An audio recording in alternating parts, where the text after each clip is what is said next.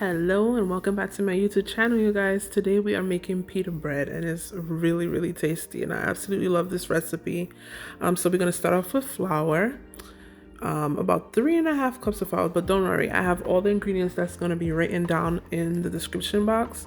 We're going to put in our yeast and we're going to also add in our salt, about 2 teaspoons.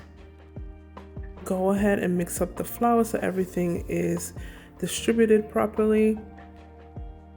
Now we're gonna do our wet ingredients, which is gonna be water, oil, and also sugar. I'm gonna use coconut sugar. You can use whatever sugar you like. I'm just trying to go the healthier route and I'm using coconut sugar.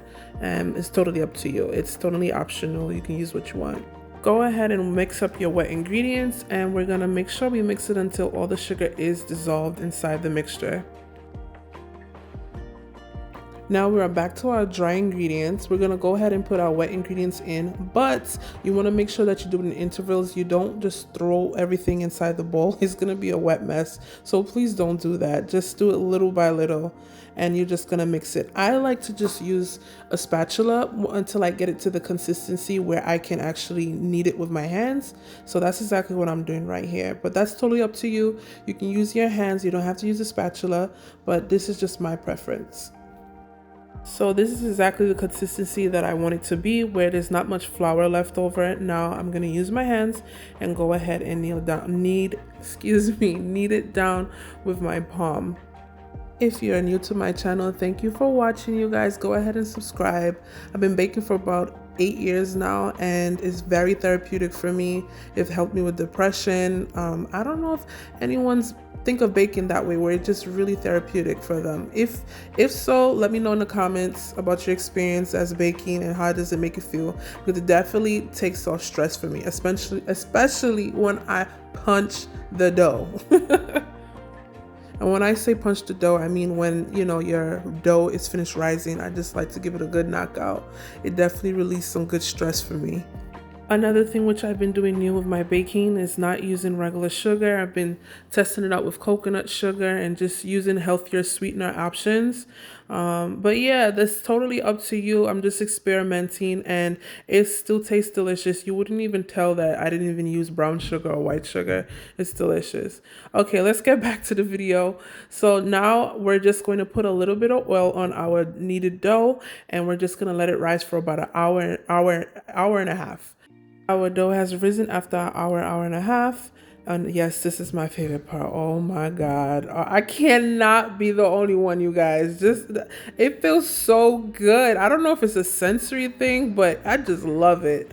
So now we're going to cut our dough into pieces, about 4 ounces each. I definitely recommend you to get a scale, you guys. It makes a huge difference. It makes all your baked goods look the same. Not one looks awkward and the other one's lopsided and the other one is looking good. No, well, when you have a scale, everything works out well. It all looks the same and it looks good. And it looks way more appetizing that way. So we're going to go ahead and just cut some dough. I have 4 ounces of the dough right here. You don't have to use a scale, but again, like I said, I recommend it. I'm just rolling it in my hand, and this doesn't have to be perfect, you guys, because we're gonna end up not kneading the dough, but flattening out the dough with a rolling pin. Well, in this video, we're not using a rolling pin, so I'm using what I got. You use what you have at the moment. I cannot find mine at the moment because I just recently moved, so I'm just using what I got. So let me show you guys exactly how to do it. It's very simple. So I'm just flattening out my dough with my hands, and I'm going to take a bottle and I'm going to go ahead and stretch the dough. Now, I left this clip in because I wanted to teach you guys that sometimes our dough will resist us, meaning that it's not stretching. Like as you can see right here, it's not really stretching. So what we're going to do is just leave it for about 20 minutes to rest, and it's going to be completely fine when you roll it out the next 20 minutes. So that's what I end up doing. And I do not recommend you try to force it. What you want to make sure you do an hour beforehand is to have your oven up to 500 Fahrenheit, and that's exactly what I'm doing right now, and I'm going to put in the bottom. Here's another thing that I want to teach you guys. Show you guys. I used the pan, but I did not like the pan, how the consistency of the dough, how it looked. So I just end up putting it on the rack. Make sure your oven is clean. It's not gonna hurt you in no way doing it this way, to be honest, you guys. And that was that. This is exactly how the pita bread is gonna look if you do that technique without the pan. Maybe my oven is not as hot.